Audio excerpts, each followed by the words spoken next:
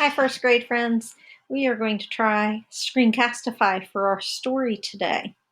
Um, and um, we are going to be talking about how authors bring their stories to life and how we can make their stories come to life as well, reading like the author would want us to read. I know we've all heard of an author that has read. Remember the lady farmer that came in earlier in the year and she read to us about her calf being born, and it made us feel like we were right there at the farm with her. So that's what great storytellers do.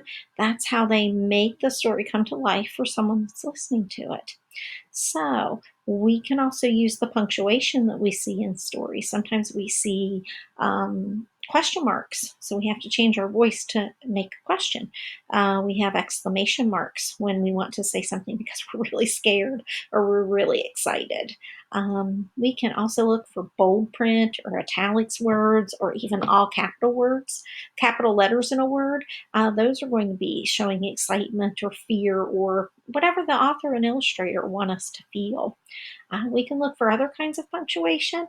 We can look for commas, which mean we do just a small pause and then we continue on with the sentence.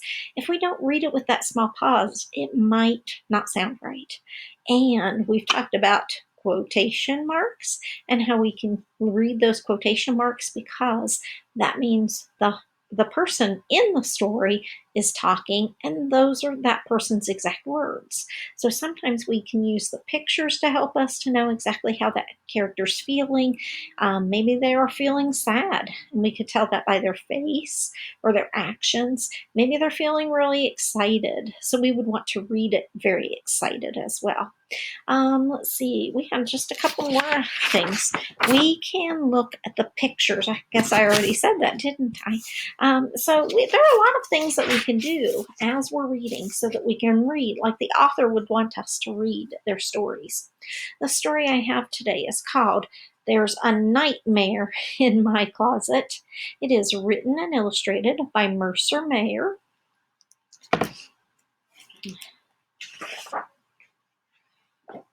This book is published by Dial Books for Young Readers, and it's published by Penguin Books.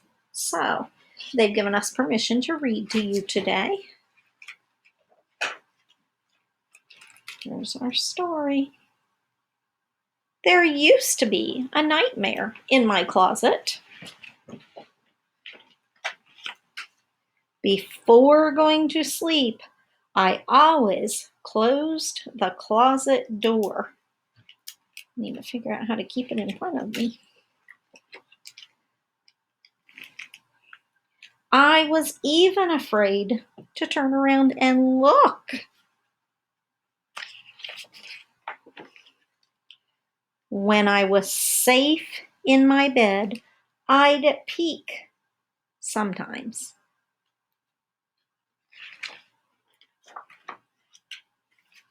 One night, I decided to get rid of my nightmare once and for all.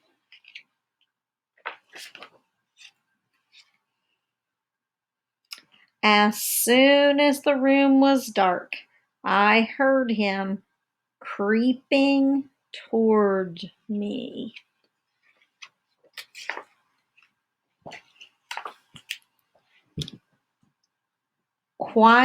Quickly, I turned on the light and caught him sitting at the foot of my bed. Go away, nightmare, or I'll shoot you, I said. I shot him anyway. My nightmare began to cry. I was mad, but not too mad.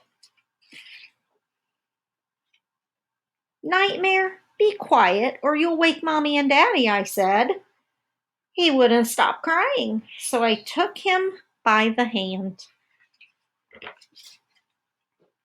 and tucked him in bed. And closed the closet door.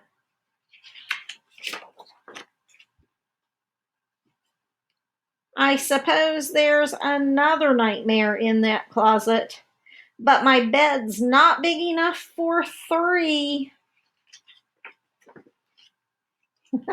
Looky there, we've got another nightmare.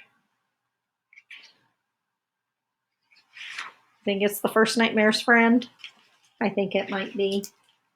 So, we could read just like the author wanted us to read. We really looked at the feelings that the character was having. He had some scared feelings at the beginning, but at the end, he was brave. He was brave enough to be even kind to the nightmare and put him in bed with him. So, hey, friends, it's been great reading with you today. Have a great day. I'll see you again.